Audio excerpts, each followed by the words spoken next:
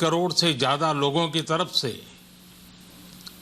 प्रत्येक सदस्य देश को बहुत बहुत बधाई देता हूं। भारत को इस बात का बहुत गर्व है कि वो संयुक्त राष्ट्र के संस्थापक देशों में से एक है। आज के इस ऐतिहासिक अवसर पर मैं आप सभी के सामने भारत के 130 करोड़ लोगों की भावनाएं इस वैश्विक मंच पर साझा करने आया हूं।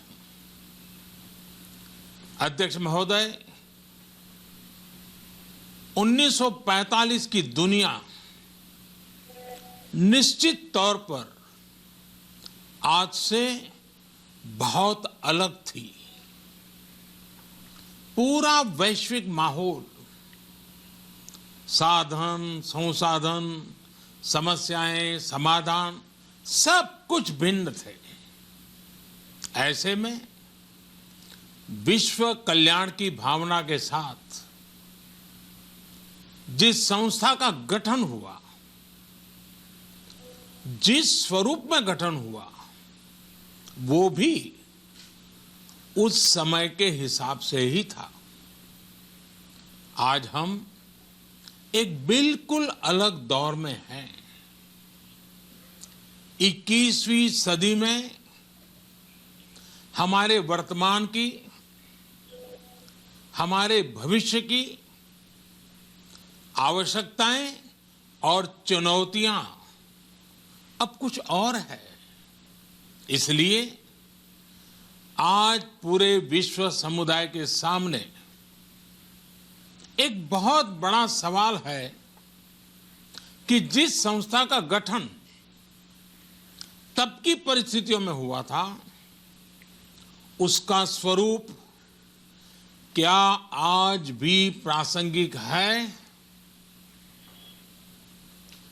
सदी बदल जाए और हम न बदलें तो बदलाव लाने की ताकत भी कमजोर हो जाती है। अगर हम बीते 75 वर्षों में संयुक्त राष्ट्र की उपलब्धियों का मूल्यांकन करें तो अनेक उपलब्धियां दिखाई देती हैं, लेकिन इसके साथ ही अनेक ऐसे उदाहरण भी हैं जो संयुक्त राष्ट्र के सामने गंभीर आत्ममंथन की आवश्यकता खड़ी करते हैं। ये बात सही है कि कहने को तो तीसरा विश्व युद्ध नहीं हुआ, लेकिन इस बात को नकार नहीं सकते कि अनेकों युद्ध हुए, अनेकों गृह युद्ध भी हुए। कितने ही आतंकी हमलों ने पूरी दुनिया को थर्रा कर रख दिया। खून की नदियां बहती रही। इन युद्धों में, इन हमलों में जो मारे गए वो हमारी आपकी तरह इंसान ही थे। वो लाखों मासूम बच्चे जिन्हें दुनिया पर छा जाना था, वो दुनिया छोड़कर चले गए।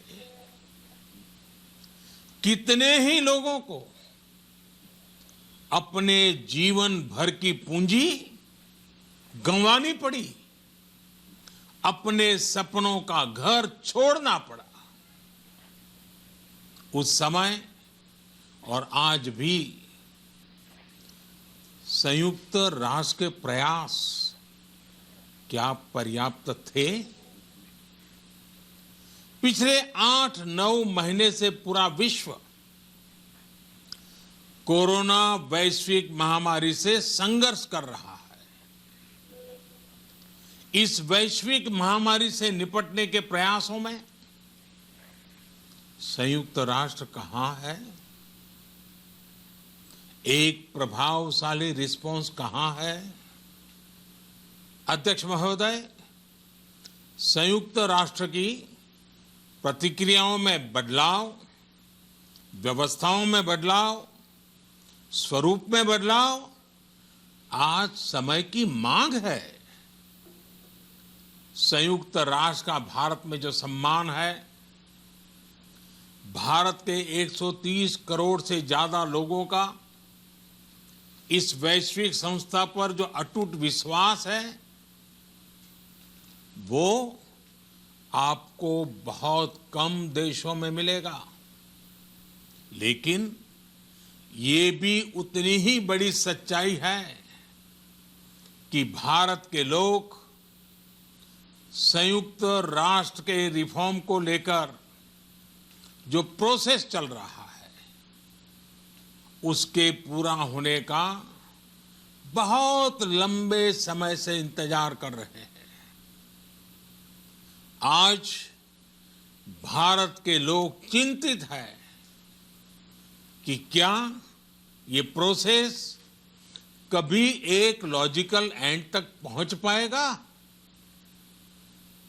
आखिर कब तक भारत को संयुक्त राष्ट्र के डिसीजन मेकिंग स्ट्रक्चर से अलग रखा जाएगा?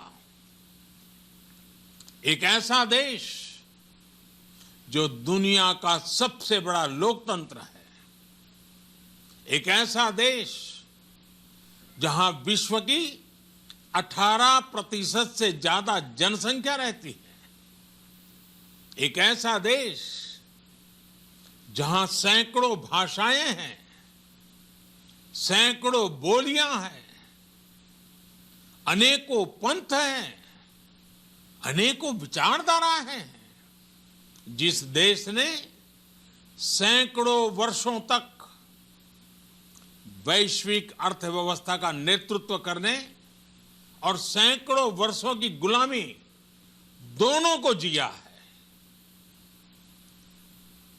अध्यक्ष महोदय, जब हम मजबूत थे तो दुनिया को कभी सताया नहीं। जब हम मजबूर थे तो दुनिया पर कभी बोझ नहीं बने। अध्यक्ष महोदय, जिस देश में हो रहे परिवर्तनों का प्रभाव दुनिया के बहुत बड़े हिस्से पर पड़ता है, उस देश को आखिर कब तक इंतजार करना पड़ेगा?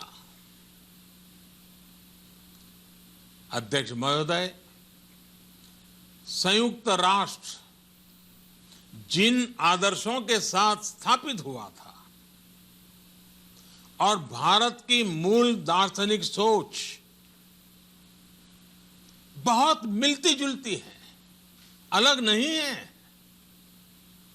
संयुक्त राष्ट्र के इसी हॉल में ये शब्द अनेकों बार गूंजा है, वसुधैव कुटुंबकम। हम पूरे विश्व को एक परिवार मानते हैं। यह हमारी संस्कृति, संस्कार और सोच का हिस्सा है। संयुक्त राष्ट्र में भी भारत ने हमेशा विश्व कल्याण को ही प्राथमिकता दी है। भारत वो देश है जिसने शांति की स्थापना के लिए लगभग 50 पीस कीपिंग मिशंस में अपने जांबाज सैनिक भेजे। भारत वो देश है जिसने शांति की स्थापना में सबसे ज्यादा अपने वीर सैनिकों को खोया है। आज प्रत्येक भारतवासी संयुक्त राष्ट्र में अपने योगदान को देखते हुए संयुक्त राष्ट्र में अपनी व्यापक भूमिका भी देख रहा है। अध्यक्ष महोदय, 2 अक्टूबर को international day of non violence और 21 जून को इंटरनेशनल डे ऑफ योगा, इनकी पहल भारत ने ही की थी। Coalition for disaster resilience infrastructure और इंटरनेशनल सोलर अलायंस, ये भारत के ही प्रयास है। भारत ने हमेशा पूरी मानव जाति के हित के बारे में सोचा है, न कि अपने निहित स्वार्थों के बारे में। भारत की नीतियां हमेशा से इसी दर्शन से प्रेरित रही है। भारत की नेबरहुड फर्स्ट पॉलिसी से लेकर एक्ट ईस्ट पॉलिसी तक, security and growth for all in the region, इसकी सोच, या फिर इंडो पैसिफिक क्षेत्र के प्रति हमारे विचार, सभी में इस दर्शन की झलक दिखाई देती है। भारत की पार्टनरशिप का मार्गदर्शन भी यही सिद्धांत तय करता है। भारत जब किसी से दोस्ती का हाथ बढ़ाता है तो वो किसी तीसरे के खिलाफ नहीं होती। भारत जब विकास की साझेदारी मजबूत करता है तो उसके पीछे किसी साथी देश को मजबूर करने की सोच नहीं होती। हम अपनी विकास यात्रा से मिले अनुभव साझा करने में कभी पीछे नहीं रहते। अध्यक्ष महोदय, पैंडेमिक के इस मुश्किल समय में भी भारत की फार्मा इंडस्ट्री ने 150 से अधिक देशों को जरूरी दवाइयां भेजी हैं। विश्व के सबसे बड़े वैक्सीन उत्पादक देश के तौर पर आज मैं वैश्विक समुदाय को एक और आश्वासन देना चाहता हूं। भारत की वैक्सीन प्रोडक्शन और वैक्सीन डिलीवरी क्षमता पूरी मानवता को इस संकट से बाहर निकालने के लिए काम आएगी। हम भारत में और अपने पड़ोस में फेज 3 क्लिनिकल ट्रायल्स की तरफ बढ़ रहे हैं। वैक्सीन की डिलीवरी के लिए कोल्ड चेन और स्टोरेज जैसी क्षमता बढ़ाने में भी भारत सभी की मदद करेगा। अध्यक्ष महोदय, अगले वर्ष जनवरी से भारत सुरक्षा परिषद के अस्थायी सदस्य के तौर पर भी अपना दायित्व निभाएगा। दुनिया के अनेक देशों ने भारत पर जो विश्वास जताया है, मैं उसके लिए सभी साथी देशों का आभार प्रकट करता हूं। विश्व के सबसे बड़े लोकतंत्र होने की प्रतिष्ठा और इसके अनुभव को हम विश्व हित के लिए उपयोग करेंगे। हमारा मार्ग जन कल्याण से जग कल्याण का है। भारत की आवाज हमेशा शांति, सुरक्षा और समृद्धि के लिए उठेगी। भारत की आवाज मानवता, मानव जाति और मानवीय मूल्यों के दुश्मन आतंकवाद, अवैध हथियारों की तस्करी, ड्रग्स, मनी लॉन्ड्रिंग के खिलाफ उठेगी। भारत की सांस्कृतिक धरोहर, संस्कार, हजारों वर्षों के अनुभव हमेशा विकासशील देशों को ताकत देंगे। भारत के अनुभव, भारत की उतार चढ़ाव से भरी विकास यात्रा विश्व कल्याण के मार्ग को मजबूत करेगी। अध्यक्ष महोदय, बीते कुछ वर्षों में रिफॉर्म, परफॉर्म, ट्रांसफॉर्म इस मंत्र के साथ भारत ने करोड़ों भारतीयों के जीवन में बड़े बदलाव लाने का काम किया है। यह अनुभव विश्व के बहुत से देशों के लिए उतने ही उपयोगी हैं जितने हमारे लिए। सिर्फ 4-5 साल में 400 मिलियन से ज्यादा लोगों को बैंकिंग सिस्टम से जोड़ना आसान नहीं था, लेकिन भारत ने ये करके दिखाया। सिर्फ 4-5 साल में 600 मिलियन लोगों को ओपन डेफिकेशन से मुक्त करना आसान नहीं था, लेकिन भारत ने ये करके दिखाया। सिर्फ 2-3 साल में 500 मिलियन से ज्यादा लोगों को मुफ्त इलाज की सुविधा से जोड़ना आसान नहीं था, लेकिन भारत ने ये करके दिखाया। आज भारत डिजिटल ट्रांजैक्शन के मामले में दुनिया के अग्रणी देशों में है। आज भारत अपने करोड़ों नागरिकों को डिजिटल एक्सेस देकर एम्पावरमेंट और ट्रांसपेरेंसी सुनिश्चित कर रहा है। आज भारत वर्ष 2025 तक an ambitious एक नागरिक को टीबी से मुक्त करने के लिए बहुत बड़ा अभियान चला रहा है। आज भारत अपने गांवों के 150 मिलियन घरों में पाइप से पीने का पानी पहुंचाने का अभियान चला रहा है। कुछ दिन पहले ही भारत ने अपने 6 लाख गांवों को ब्रॉडबैंड ऑप्टिकल फाइबर से कनेक्ट करने की बहुत बड़ी योजना की शुरुआत की है। अध्यक्ष महोदय, पैंडेमिक के बाद बनी परिस्थितियों के बाद हम आत्मनिर्भर भारत के विजन को लेकर आगे बढ़ रहे हैं।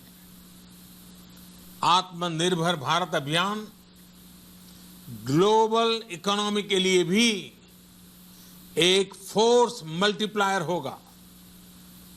भारत में आज ये सुनिश्चित किया जा रहा है कि सभी योजनाओं का लाभ बिना किसी भेदभाव प्रत्येक नागरिक तक पहुंचे। विमेन एंटरप्राइज और लीडरशिप को प्रमोट करने के लिए भारत में बड़े स्तर पर प्रयास चल रहे हैं। आज दुनिया की सबसे बड़ी माइक्रो फाइनेंसिंग स्कीम्स का सबसे ज्यादा लाभ भारत की महिलाएं ही उठा रही हैं। भारत दुनिया के उन देशों में से एक है जहां महिलाओं को 26 वीक्स की पेड मैटरनिटी लीव दी जा रही है। भारत में ट्रांसजेंडर्स के अधिकारों को सुरक्षा देने के लिए भी कानूनी सुधार दिए गए हैं। अध्यक्ष महोदय, भारत विश्व से सीखते हुए, विश्व को अपने अनुभव बांटते हुए आगे बढ़ना चाहता है। मुझे विश्वास है कि अपने 75वें वर्ष में संयुक्त राष्ट्र और सदस्य सभी देश इस महान संस्था की प्रासंगिकता बनाए रखने के लिए और प्रतिबद्ध होकर काम करेंगे।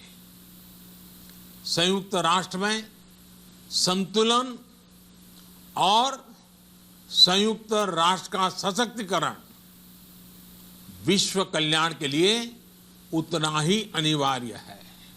आइए संयुक्त राष्ट्र के 75वें वर्ष पर हम सब मिलकर अपने आप को विश्व कल्याण के लिए एक बार फिर समर्पित करने का प्रण लें।